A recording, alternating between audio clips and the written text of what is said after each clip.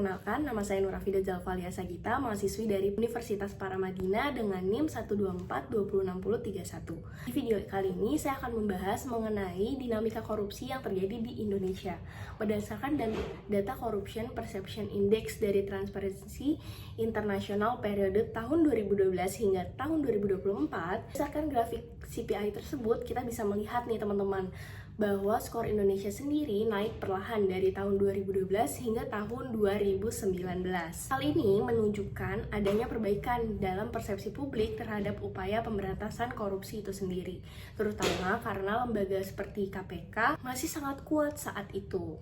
Namun, setelah 2019, skor CPI mengalami penurunan yang cukup drastis. Hal ini berkaitan dengan berbagai faktor nih, seperti revisi Undang-Undang KPK yang menuai banyak kritik dari masyarakat, yang juga berpengaruh dalam melemahkan fungsi lembaga anti korupsi itu sendiri. Titik terendah terjadi sekitar tahun 2022 hingga 2023. Pada tahun 2024, ada sedikit perbaikan dengan skor naik dari 34 menjadi 37. Tetapi secara umum, ini belum mengembalikan tingkat kepercayaan publik seperti sebelum tahun 2019. Ada beberapa faktor nih teman-teman yang menyebabkan perubahan nilai CPI di Indonesia. Dari sisi penegakan hukum misalnya, pelemahan terhadap lembaga penegak hukum membuat kepercayaan publik ini menurun. Kasus-kasus korupsi tidak ditangani secara serius atau hanya menargetkan pihak tertentu membuat situasi menjadi semakin buruk. Kemudian dari sisi sosial, pada awalnya kesadaran masyarakat sendiri terhadap pentingnya pemberantasan korupsi ini meningkat.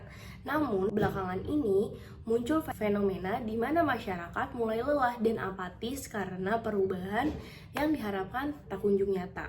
Kemudian ada juga dari sisi politik. Praktik politik uang dan oligarki politik memperburuk situasi yang ada. Banyak pejabat publik terpilih bukan berdasarkan kompetensi, melainkan karena kekuatan uang dan jaringan politik. Hal ini menunjukkan bahwa prinsip-prinsip good governance seperti transparansi dan akuntabilitas belum diterapkan secara konsisten. Kemudian, solusi untuk membebaskan Indonesia dari korupsi, menurut saya ada beberapa langkah nih yang bisa kita lakukan sebagai masyarakat Indonesia. Pertama, kita harus menguatkan kembali lembaga penegak hukum seperti KPK dan memastikan mereka bekerja independen tanpa tekanan politik dari manapun. Kedua, kita perlu mereformasi sistem politik termasuk memperbaiki aturan pendanaan politik dan memastikan rekrutmen pejabat publik berdasarkan meritokrasi. Ketiga, penting untuk membangun budaya anti korupsi melalui pendidikan sejak usia dini agar nilai integritas melekat dalam generasi muda. Keempat, mendorong partisipasi masyarakat dalam mengawasi jalannya pemerintahan menggunakan teknologi misalnya